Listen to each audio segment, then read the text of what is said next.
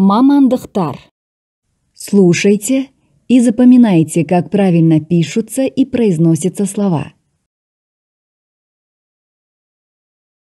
Мұғалім. Учитель. Мұғалім.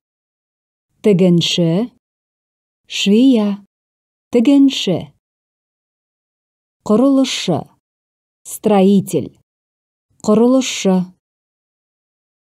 Дәрігер. Врач. Дәрігер. Бағдарламашы. Программист. Бағдарламашы. Кенші. Шахтер. Кенші. Тілші. Корреспондент.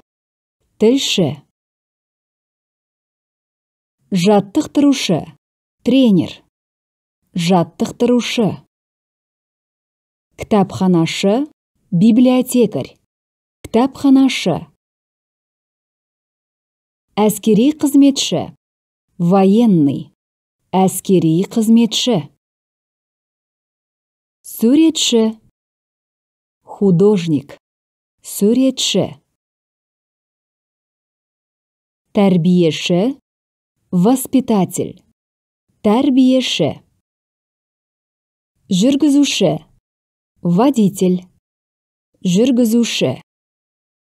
Биші. Танцовщица. Биші. Сатушы. Продавец. Сатушы.